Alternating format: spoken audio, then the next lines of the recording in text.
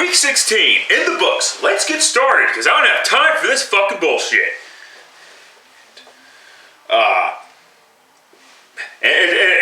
Shit, it's been a while, so expect another shitty vid, but fine, whatever.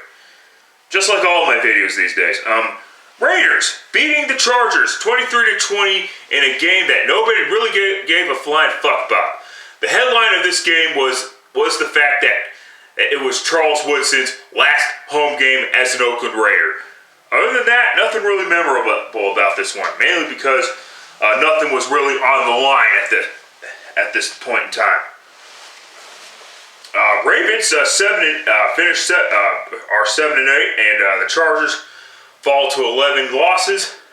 They have not had this many losses in a long time. It's been a while, I'll tell you that. They're having one of their worst seasons ever.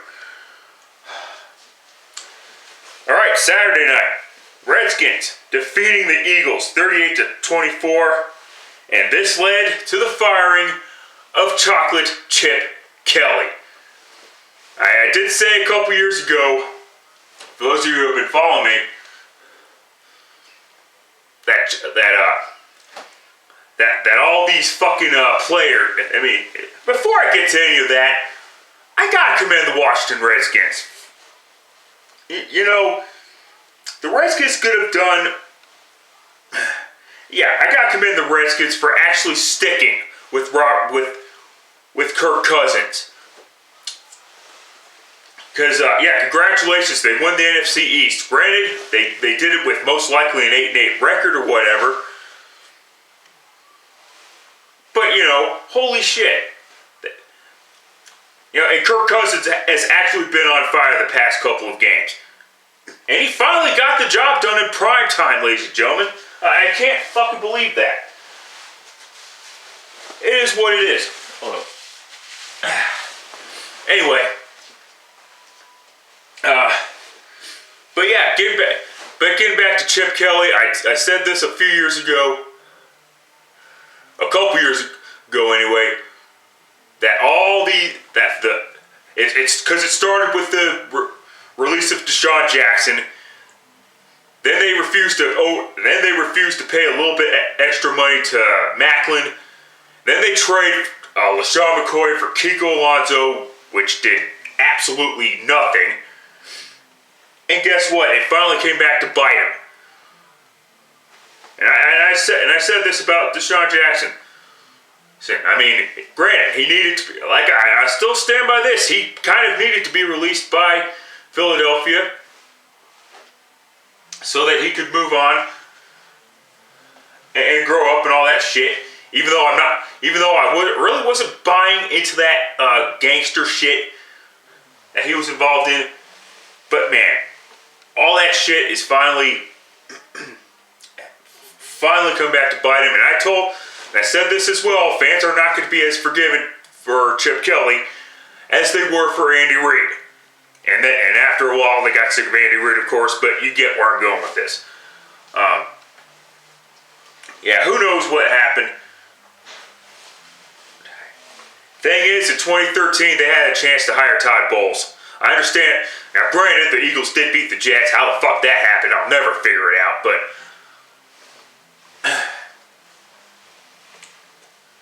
whatever. It is what it is.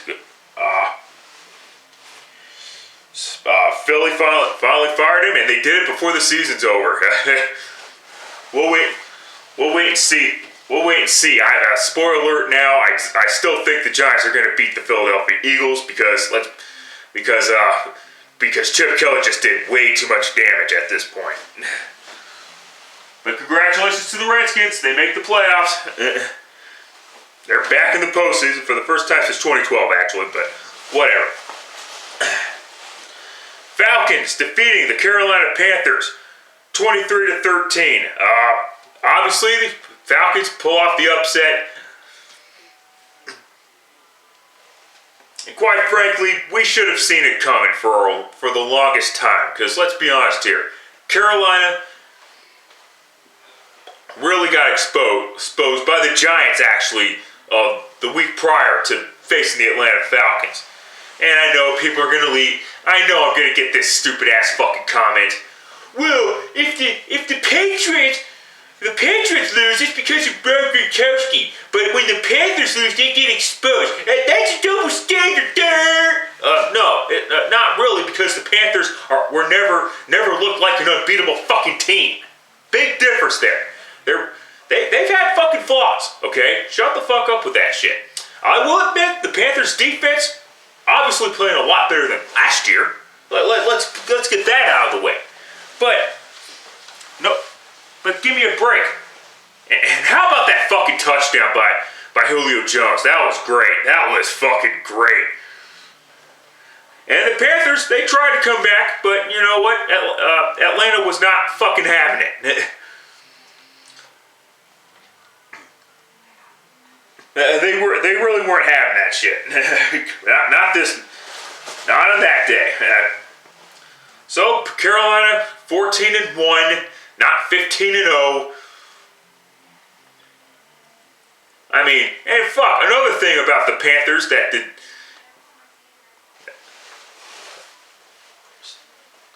they still have a shitty ass wide receiver core.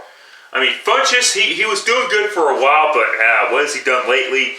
When your best wide receiver is Ted Ginn Jr., that means your receiving core is really bad. Shut the fuck up.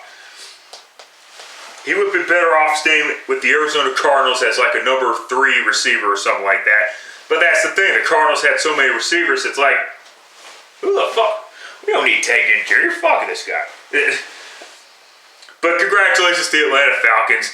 And I do like how Panther fans are like downplaying this fucking Falcons victory because that just goes to show that how mature Panthers fans are. Oh, we're still in the playoffs and the Falcons are out. And yes, the Falcons are out of the playoffs thanks to Minnesota winning. More on that in a second. Moving on. Bears defeating the Tampa Bay Buccaneers 26-21. Wow. No one fucking cares about this. Wow,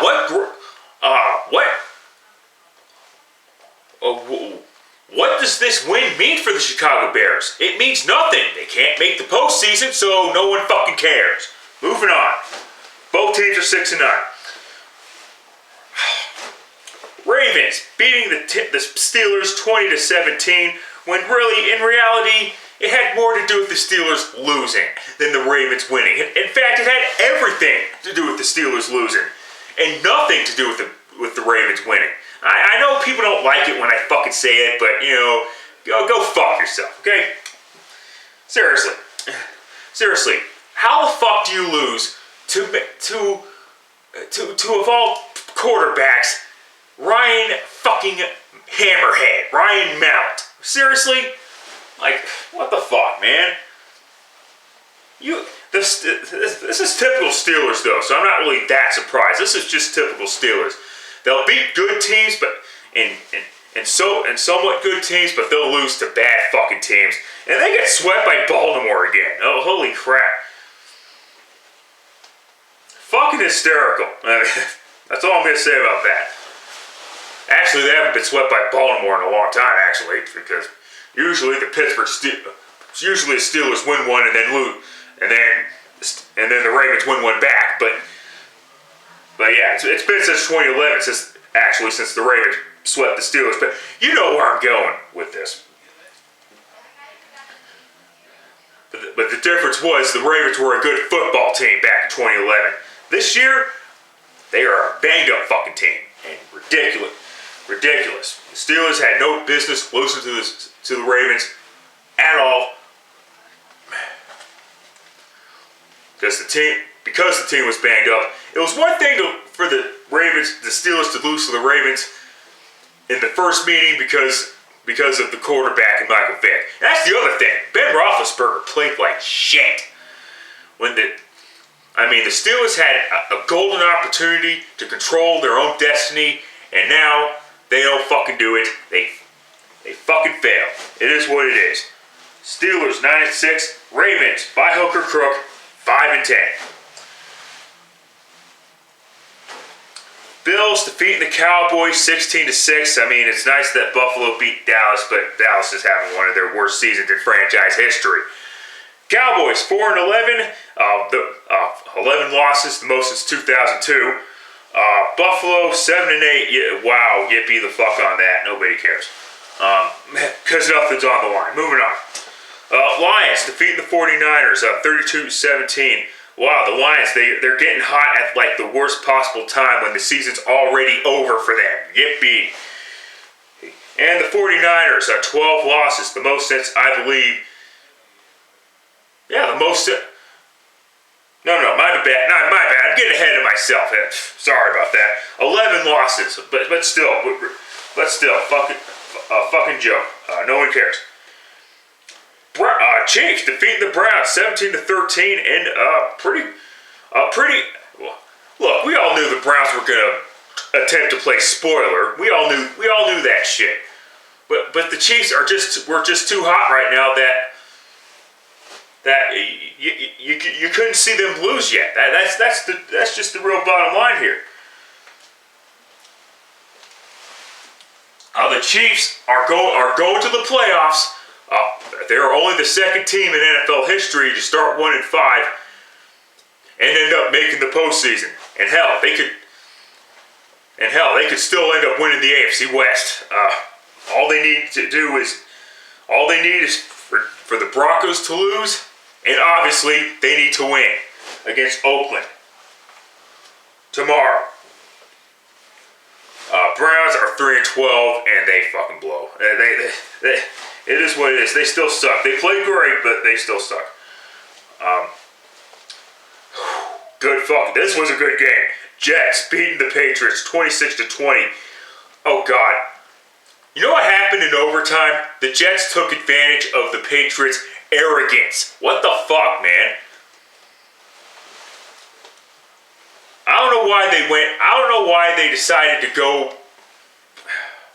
I don't know why they decided to go for in overtime. Why they decided to kick the ball instead of receive the ball. I mean, this is not regular season. This is not well, this is regular season, but this is not the opening kickoff or whatever, where the Patriots win and they always defer. This is overtime or whatever. Very few occasions where teams win the coin toss and decide to kick it and actually end up winning. And obviously this was not one of those occasions. And guess what happened? The Jets ended up scoring a touchdown instead of not a field goal. Well, and guess who gave up the game-winning touchdown? The Jets' game-winning touchdown. Malcolm Butler. That's right. Right. The one-shot wonder Super Bowl hero. Chokes again when he has to face a real wide receiver. And I believe, yes, it was Eric Decker that caught the game-winning touchdown. And Brandon Marshall fucking sucks. You know what Brandon Marshall did? Holy shit, he totally fucking sucks for this. But Brandon Marshall had his sixth 100 catch season. That is the most of his. That's the most 100 catch seasons in NFL history. Man, he totally fucking sucks. That's why Josh McDaniels traded him, right? Fuck you, Josh McDaniels. It is what it is. Patriots 12-3, still have a shot at winning at clinching home field advantage. Jets now control their own destiny. Let's see if they fucking choke it away like the Steelers did. Colts defeating the Miami Dolphins it was pretty much a must-win situation, but holy crap, the quarterback situation. I'll have to look this up, and I'll have to look this up as soon as I'm done with this video. The quarterback status, will they start Andrew Luck or whatever? I don't think they're going to. It would make no sense, because if the Colts do start Andrew Luck for this game and they do win and end up making the playoffs, they better hope Houston loses. But even then, the Colts will probably end up being one and done, because they don't deserve to make the playoffs. It is what it is.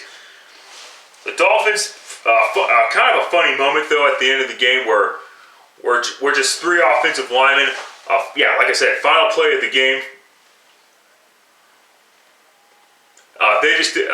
They broke down their pass protection, but they did it in a way that was like they almost did it on purpose. But it was one of those situations where once the ball was snapped or whatever, offensive linemen just got their hands up like this and what? And then they sat, and then the Colt players, I think three of them were sacking Tannehill. Either Tannehill. Man, Tannehill must have done something to piss off the offensive lineman. That's all there is to it. Yeah, Tannehill sucks. Tannehill sucks this year. Holy crap. But then again, he sucks most years, so get the fuck out of here. Moving on. Texans defeating the Titans 34-6. Brandon Weeden finally wins a start. Not with the Cowboys, but with the other Texas team. Who knows if they'll have Hoyer back, but let's be realistic here. Titans suck. Texans, they'll probably end up clinching the AFC South. They're playing some good football. Oh God, fucking DeAndre Hopkins is still an awesome receiver. Can't deny that shit. All right, Saints defeating the Jaguars 38-27. Blake Bortles has over 30 touchdown passes this year. Too bad most of them were most of the time they're in garbage time. It is what it is. And as far as the Saints go, they fucking blew it and they fucking suck. They're still not making the playoffs. So who the fuck cares? Moving on. Saints 6-9. Jaguars 5-10. Oh God. Fuck you, Seattle. Rams defeated the Seahawks 23-17. They sweep the Seattle Seahawks for the first time since God knows how long. Their first win in Seattle since the 2004 NFC wildcard game. And I was scratching my head, why did the Seahawks lose to the Rams? Well, but then I realized, oh yeah, when you turn the ball over, you're not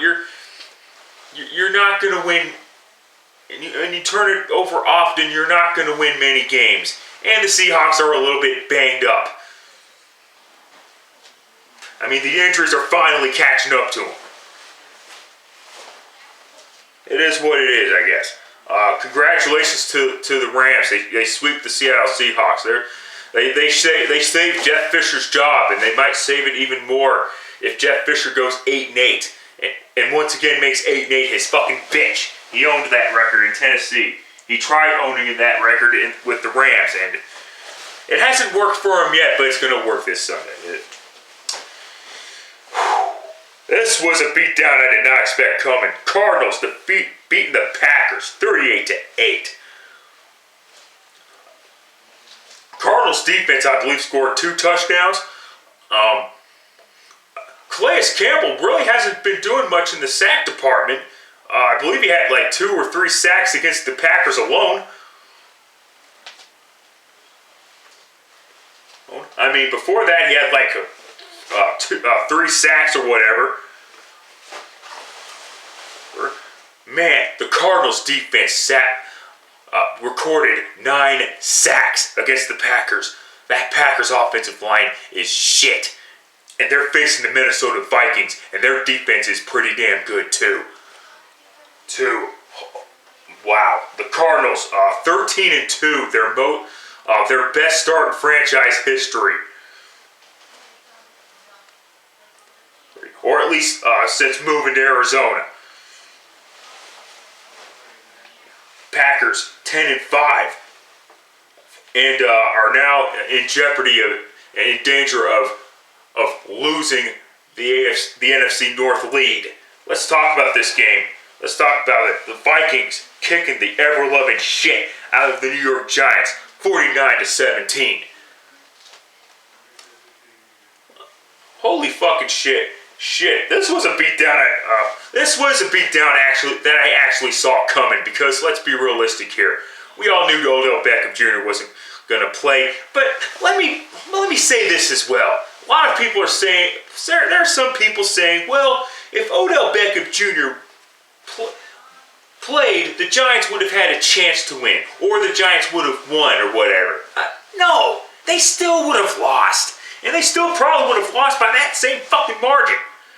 Their Giants because Odell Beckham Jr. isn't going to help the Giants defense. The Giants defense is still shit. Last I fucking checked. Granted, one of those touchdowns was scored by the Vikings defense, which, by the way, Eli Manning throwing his 5th pick 6 against the Minnesota Vikings alone. That is fucking embarrassing. Vikings are 10-5 as well. Giants are 6-9, and even if the Giants won that game, they would not have made the playoffs thanks to Washington winning. That's right, the Redskins, for the second consecutive year, kick the Philadelphia Eagles out of the postseason. I forgot to mention that part. And they kicked the Giants out of the postseason in the process as well. So the Giants were fucked either way. Alright, last up, Broncos defeating the Bengals 20-7. I should let you know, I initially had Cincinnati winning, but then changed it to the Broncos. And I gotta be honest, and holy shit, I don't usually pay attention to the stupid, to whoever's singing the anthem, because who the fuck cares? But when I saw the little caption below or whatever, some guy in a band called the Night Sweats. Like, what the fuck? Who the fuck names their band the Night Sweats? Like, are you fucking shitting me? I mean, I have night sweats now. Now, waking up, just thinking about that stupid fucking band's name. But anyway, like, on to the actual fucking game, of course. And it was looking like, early on, like the Broncos could not stop the Cincinnati Bengals. Not even with A.J. McCarron at quarterback. And let me just get this out of the way. Does A.J. McCarron look a little bit like Rex Grossman? Is that Rex Grossman's son by any chance? Holy fucking shit, because he really does look like Rex Grossman. But yeah, A.J. Green was having a whale of a time with that Broncos defense. Holy crap. A lot of it has to do with the fact that Aqib Talib is the most overrated corner in NFL history. I'm still sticking by that, by the way, so go fuck yourself. Literally, go fuck yourself. I mean, stick dildos up your ass for all I give a shit.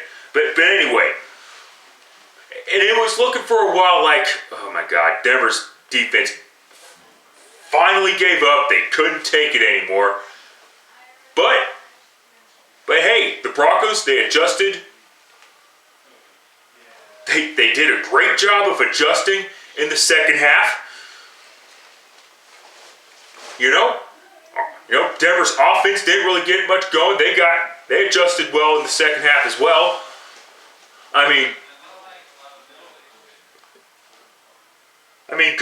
good job by the Denver Broncos. I mean, there were a few there was one situation where the Broncos could have avoided overtime because Brandon McManus had a pretty easy kick, but ESPN could not fucking keep the goddamn camera off of him. Got a little nervous, and well, that's how he missed the kick, I guess. Although excuse me, I am starting to think that some of this shit is a little bit fucking scripted. The way the announcement was going, the announcers are going, and with their fucking bullshit. You got fucking Mike Tirico and John Gruden, probably the worst announcing team in NFL history. Sorry, it is what it is. Gruden's better off once again becoming an NFL head coach, as far as I'm concerned.